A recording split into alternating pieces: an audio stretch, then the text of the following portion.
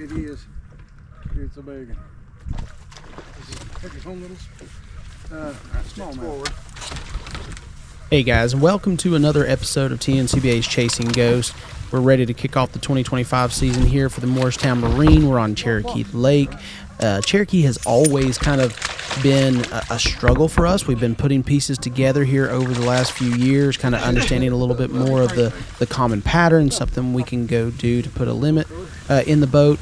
The biggest thing that we're trying to do now is get to that point where we're getting up into that 12, 13 pound range, because that's what it's going to take to get into those top 30s, top 20s. Because again, 9 to 10, you think you've had an okay day, it's been decent, but that's going to be putting you into the 50s or lower most of the time when you're on these lakes, unless you catch a really, really tough tournament. So being able to find just that next echelon quality of fish was very important to us this time. And when it came to a game plan for practice and a game plan for the tournament, they were very, very different from each other. And of course it adjusted as we were struggling in practice, but here in practice you're seeing us make catches. It's a little bit later in the day, but for me and Dad, the game plan was to focus deep. We did that in our club tournament a couple weeks prior to this and actually zeroed. We struggled. On this practice day here, we spent the first part of our morning down the lake looking at bait balls, looking at fish offshore, trying to scope some things, and it just wasn't happening for us. Everything that we tried, those fish weren't reacting. We couldn't get them to run from us. We couldn't get them to even come up and try to initiate anything with the bait. So I just told Snyder after we got done with that morning, I said, look, dude, me and Dad are going to come back up to the middle part, kind of start working our way back towards the 25E area, and we're just going to forget about that. We're not even going to waste our time trying to go deep. I don't have any faith in it, don't have any trust in it. So that's when we started to move back up the lake, and our goal was to go deep into some of these pockets, look back in the creeks, look for anything that might have moved up, because the water the weeks prior had come up quickly. Now it was already starting to drop, and they had really opened the gates to let it start to fall pretty quickly. I think we were losing about a foot a day. And after we had run some backs of pockets and backs of creeks and just looking at how things were setting up and how the lake was falling, I didn't feel comfortable about that pattern when it came to trying to go get us a limit. So we jumped out here on these main lake points around these islands and different areas where you had boulder rock and red clay mixed, and that red clay it'll capture a lot of heat, hold a lot of heat, plus you'll get mud lines that'll allow for ambush points, and that was really, really important to the success we found here later on in the day when we picked up the crankbait. So we got these bites. We actually were able to put together a limit here on the practice day. Nothing major, but it was up into that 12 pound range, which made me feel better. It was that better quality of fish that we were finding.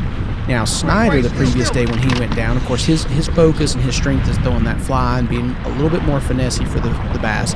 And he had started on a bluff where we had done well the previous year, and he got 2 bites early pretty quick. He went and ran around the rest of the day and didn't really have anything else happen. It was bluebird skies for him that day, light winds, really calm, and he still couldn't catch anything later on once the morning was past.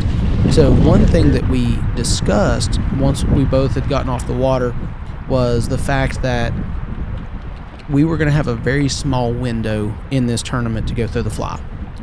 Again, he has a lot of confidence with that fly. We have been able to put limits in the boat with that fly on a regular basis this time of year, but it was going to be a very windy day in the tournament, and they were showing on the Weather Channel on the forecast that you were going to have maybe a couple hours early in the morning that the wind was going to settle down a little bit. It was going to be calm enough for him to throw the fly, and then after we got to about 9-10 o'clock, there was no way.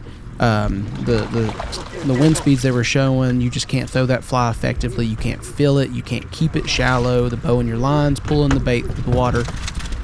So that was the game plan that we came up with. We were going to go to that bluff. If we could get to it, we had a good boat draw with boat 32. We were going to go to that bluff and start. He was going to have calm enough conditions to work the fly, and then once that wind picked up, whatever we had, again, we were hoping let's just get us a few fish in the boat, and then we can go fish crankbait the rest of the day in that stronger wind. So we get to the bluff, and we kind of worked through the area here. You're going to see in just a second that has been the best, that shorter section right there at the start of the bluff, and we didn't get bit. So we had to move on down to where there's an indention here, and with that wind blowing across it, and of course, you know, it's kind of stirring things up there along the surface, along the edge of those rocks, he finally gets a bite on the fly. And we started to go back and forth here on the steeper portion of the bluff a few times, and we're able to actually pick up our limit here before we ever do anything else. And at this point, it's before 9 o'clock that we've got a limit. It's in that 9.5 to 10 pound range, so it's in that area that I'm talking about, that we feel good that we've got a limit in the boat. But now, all right, let's get to that next echelon of fish, that next group.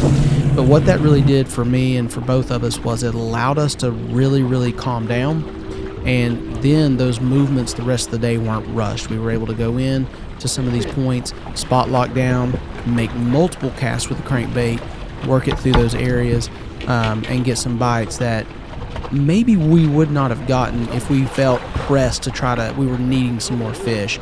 So again, the fly came through in the clutch, Snyder came through in the clutch here, but thankfully we had that window where the wind was calm enough for us to be able to throw that fly. And again, this is a fly that he ties himself, a little 1/8 ounce, not much craft hair on that fly, just a little bit of green, a little bit of orange. Again, just trying to mimic a crayfish situation there, throwing it on spin and tackle, light line, really allowing your drag to work once you set the hook into these fish when they're coming to the boat with that light line and stuff. But again, we'll let this play out here for the rest of these fish that we catch on the fly, and then we'll talk about the crankbait here in just a second. Because I didn't know I had a fish. I was watching it, and you were slowly reeling into it. I thought I was on a rock or hung, you know how you... And I'm like, and he never even head shook. It was just head bit. That's weird. Hung every point. Oh gosh.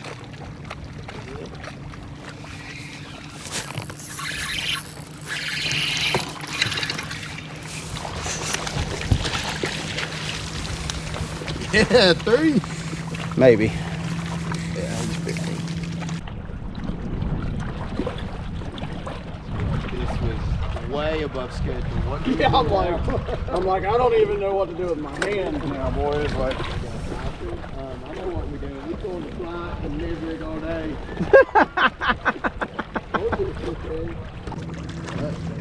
We don't play with it. There's one.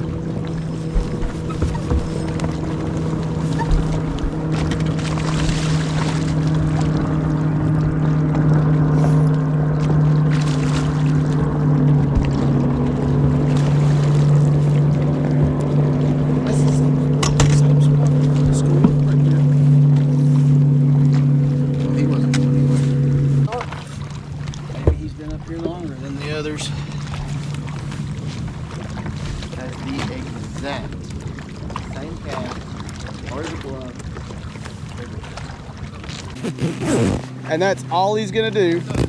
You hit it. Okay. Rod. Hey, rod up. Rod up. Bring me too. Oh, we're tangled. Okay. You're good.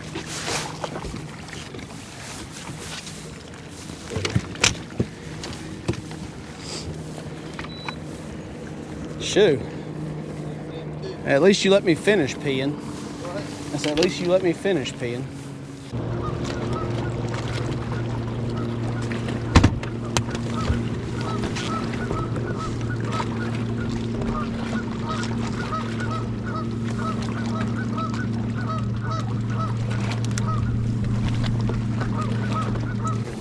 All right, so we've got the limit here, and I kind of joked with Snyder. I said, hey, you've done your damage. It's my turn to show you what we can do with the crankbait. I was pumped up. I was super jacked to get to go to a moving bait, not have to go scope anything. So we kind of just tailed on to the end of this bluff, on the end towards the dam, where it gets a little bit shallower, and I pick up that crankbait, and it did not take very long at all. We pick up 2 that were able to cull a couple of those fish that we had caught on the fly, and actually throughout the day we're able to cull out everything but 1 fish with the crankbait. But cranking this time of year and in this situation, was there was a big difference in his cranking and my cranking based on just the setup of the rod and the reel. Okay, and mainly the reel is what I want to focus on here, because I feel like the presentation that I had with a slower gear ratio reel made a big difference as opposed to his high-speed ratio reel. We had 46, 47 degree water temperatures. We'd had kind of a cold morning there, and the big thing that I was doing with this rock crawler, again, no secret bait, no special bait here, just a tried and true red bug rock crawler in that 9 to 14 foot depth range. And the fish, though, they all came probably in less than 5 foot of water, maybe some out in about 7. They were not very deep at all. But the key was, with that slow gear ratio reel, I was literally crawling that thing across the rocks, even at times pausing, then slowly pulling the crankbait across those rocks. And I feel like with those fish being as lethargic as they were, that approach to the cranking with a slower reel, 12-pound test line, having a rod that was just, it's moderate action, it's a medium or a moderate tip, so it gets into the backbone slow. It was a medium action rod, allowed those fish that when they got a hold of that crankbait, I wasn't pulling it away from them. So the focus on these different points and stuff, again, we had good color in the water down here. We had some mud lines going on around these boulders. But I really think that the approach of slowing down that speed of that crankbait and really crawling it through there made a difference with those lethargic bass in this situation. We were super pumped that the game plan played out the way that it did. We couldn't have asked for a better scenario, a better situation to give him a chance to throw that fly, get a limit with it, then be able to go crank and just kind of settle in. This kicker bass right here that hits at the boat, of course, gets the blood pumping and gets us excited. In the end, we were able to cull up to 13.88 pounds, which was good enough for third. It was a very tough day given the changing conditions and how the fish were they were finicky, they were kind of spread out.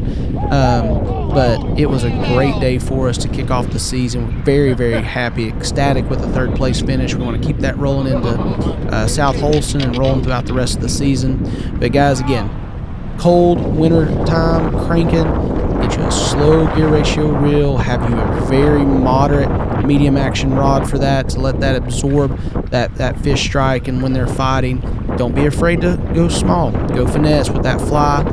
For these smallmouth, they love it in this area. But guys, I hope you learned a little bit from this. We'll see y'all on the next episode.